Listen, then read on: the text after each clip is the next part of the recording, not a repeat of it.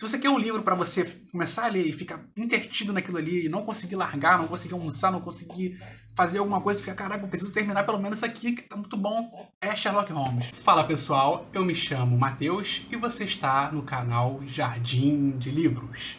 E sobre o que eu vou falar hoje? Hoje eu vou falar sobre o porquê você deve ler Sherlock Holmes. A principal obra, a obra mais conhecida de Arthur Conan Doyle.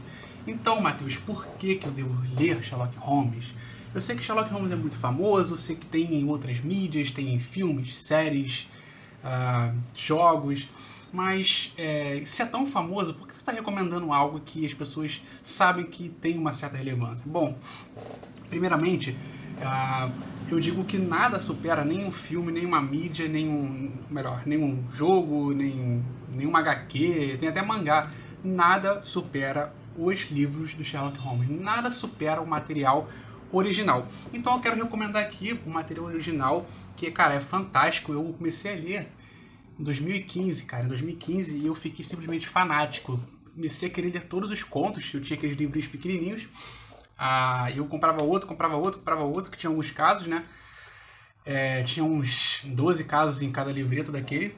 E eu acabei comprando a obra completa, ou melhor, eu ganhei, na verdade, da minha avó, que eu tinha pedido para ela, em 2015, 2016, por aí. Eu tenho até hoje, cara, e é fantástico, os 60 casos do Arthur Conan Doyle, escritos pelo Arthur Conan Doyle, que é o criador do Sherlock, estão aqui nesse box. É um box fantástico que você pode encontrar por um preço acessível, dependendo do momento, mas em alguns momentos ele pode até ser bem carinho. Mas também ele é um box relativamente uma boa qualidade, né? Tem a capa dura aqui, todos são de capa dura e o material por dentro é muito bom, as folhas no caso, né, que eu quero dizer.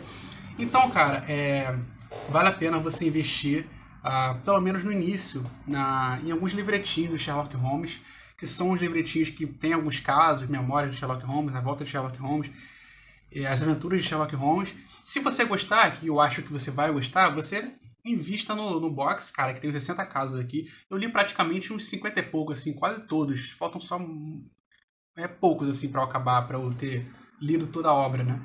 E também pretendo reler, em algum momento da minha vida, pretendo reler tudo de novo. Porque, cara, é fantástico, sabe? É uma experiência única. E por que eu gosto de Sherlock Holmes? E por que eu tô recomendando isso pra você? Bom, é um paradoxo, né? Eu gosto porque eu tô recomendando porque eu gosto. Mas o que eu vejo de interessante no Sherlock Holmes? Cara, primeiramente eu vejo uma figura que, de certa forma, é humana. Você sabe que um personagem, ele é humano, mas de certa forma ele é mitológico, porque ele não tem tantos sentimentos. Ele é uma figura que age mais racionalmente, age mais com o cérebro, age mais com a lógica do que com o sentimentalismo, menos com ímpeto, com aquela reação toda das pessoas quando afloram sentimentos, né? Então ele é uma figura, cara, centrada, uma figura, um enxadrista, sabe? E, cara, o personagem que o Conan Doyle inventou, cara, sabe, como eu disse, é uma figura mitológica, parece um ser sobrenatural, porque ele é extremamente lógico, frio, calculista, parecido com o Thomas Shelby, né, que tem um meme, mas ele realmente ele é frio, calculista, e, cara, é fantástico a forma como ele desenvolve todos os seus casos, a forma como ele resolve, como ele pensa, como ele age, como ele tá sempre um passo na frente dos malfeitores, né? Então, cara, Arthur Conan Doyle foi um gênio por ter inventado esse personagem, que até hoje, ele existe desenho do Sherlock Holmes. Praticamente todas as mídias têm uma adaptação do Sherlock Holmes, e não é à toa, cara. É um fenômeno extraordinário.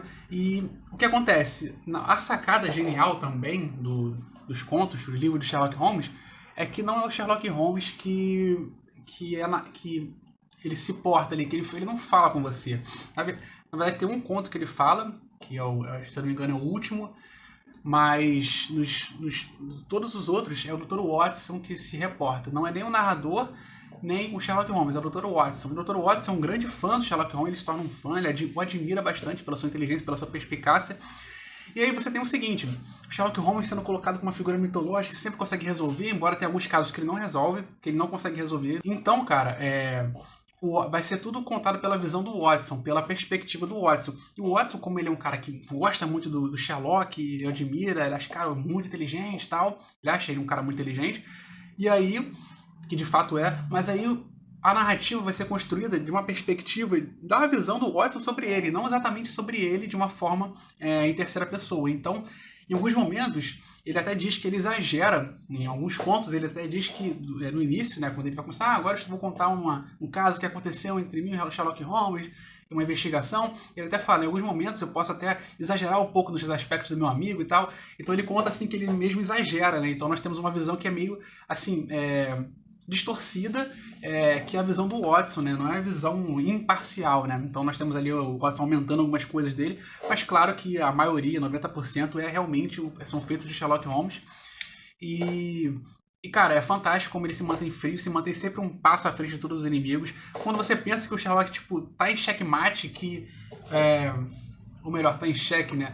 E que ele caiu numa armadilha, ou que ele não vai conseguir sobressair uma situação, cara. Ele, não, eu tenho a solução para isso. Ou ele, não, já tinha premeditado isso antes e agora eu sei o que fazer. Então, é um cara que tá sempre raciocinando, um cara que, sabe, tem um raciocínio muito oxigenado. E cara, é fantástico a forma dele resolver os problemas, a forma dele explicar. Ele sempre diz que pra ele é tudo muito simples, para as outras pessoas parece fenomenal quando ele explica o plano, né? Quando ele explica o que aconteceu, a investigação, e todo mundo, caraca, que fenomenal e tal, como é que você conseguiu pensar nisso, cara? Isso é demais e tal, você é muito inteligente. Ele, não, cara, isso pra mim é normal, foi só isso. Então é fantástico, cara. E os casos, não adianta você tentar desvendar os casos antes deles acabarem, antes de você acabar de ler.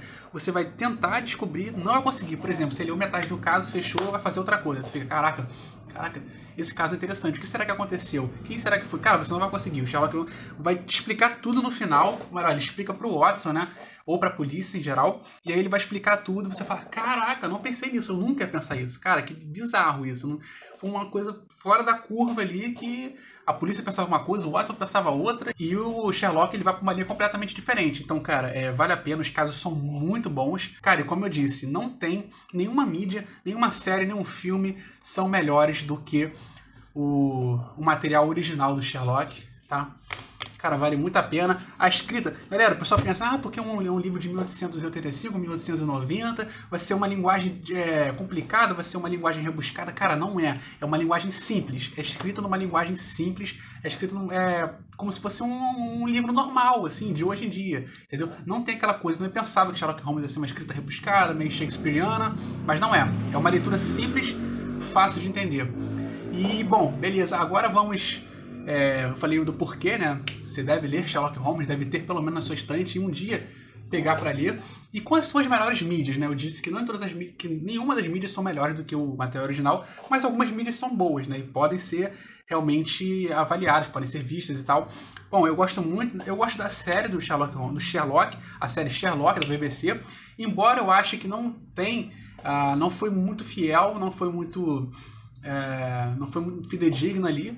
Eu acho que aquela série, ela é muito coloridinha, ela é muito engraçadinha, ela é muito, sabe, dinâmica, ela não tem o tom escuro, o tom acinzentado, o tom melancólico, o tom de, sabe, que tem alguma coisa esquisita no ar e eles estão para descobrir. Aquilo ali ficou muito assim, sabe, meio caricato, meio divertidão, coloridão. Então, assim, eu acho que perde a essência original do Sherlock.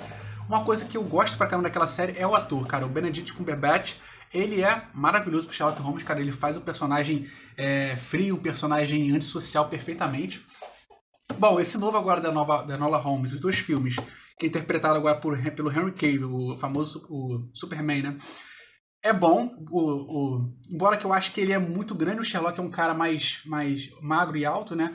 Mas com a roupa do Sherlock Holmes, ele fica bastante, assim, as expressões faciais dele também são bem sérias e tal. O Henry Cavill não é um cara que ri muito, né? Então, é um cara que sorri muito, então fica legal, fica digno ali, porque não tem muitas expressões faciais, o Sherlock Holmes também. O Sherlock Holmes do Robert Downey Jr., ele é interessante, mas, cara, eu acho que é um dos piores. Sinceramente, eu acho que é um dos piores. Eu acho que ele conseguiu meio capturar a vibe dele, assim, de ter algumas epifanias, de ter algumas premonições, que ele sabe o que vai acontecer antes de acontecer, que ele prevê na mente dele ali como vai reagir a cada situação, mas, sabe, não ficou ainda sabe, não parece mesmo Sherlock Holmes.